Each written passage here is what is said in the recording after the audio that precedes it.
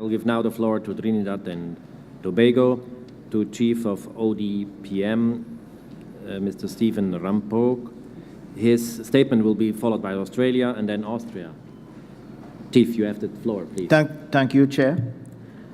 All protocols having been established, Trinidad and Tobago are two small islands, SIDS, just off the coast of Venezuela in the Caribbean, one of the 18 participating states of the SIDEMA regional body.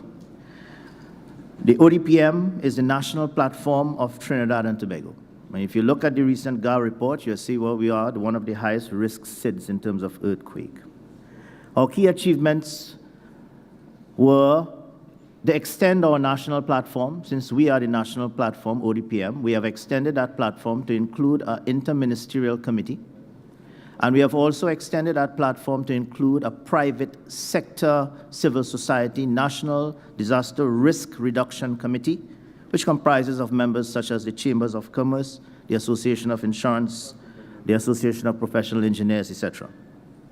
By using a system of dashboards, cascading dashboards, we have been able to achieve all of our targets that we have set over the last 2 years in terms of DRR and CCA, in alignment with our strategic pillars, our strategic plan, the government's plan, SIDEMA's strategic objectives, and the HFA priorities. How have we measured this?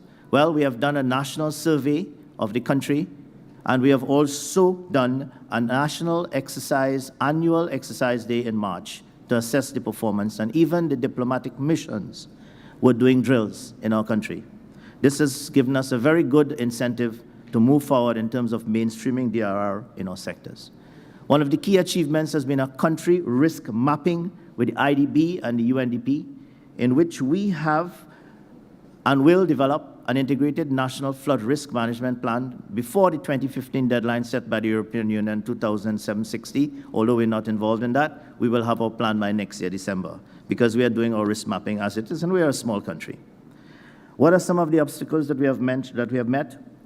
Well, there is an urgent need to integrate all existing disaster management-related legislation in our country to fill critical gaps.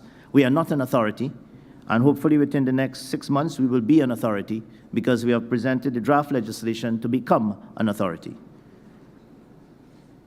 One of the key methodologies that we have used, which is a challenge, but it's a beautiful one, it's a brand that we have used, is called CORE.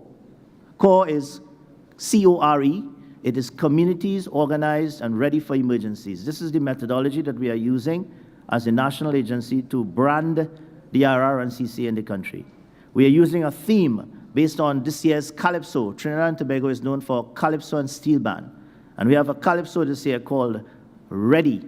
Are we ready? Ready, ready, ready, ready. And what we are launching is a program, a theme called Let's Get Ready. And that's how we are achieving our goals. In terms of HFA 2015 instrument, Trinidad and Tobago's vision for a post-HFA instrument includes the closer integration of international and regional bodies for disaster risk reduction and climate change. A defined process and interface for continuous regional sharing and international sharing of implementation progress, a clearinghouse of experts, for example, successes and sharing of challenges and lessons learned, so that we can go to one database and find out who we need to get to do what and when and why.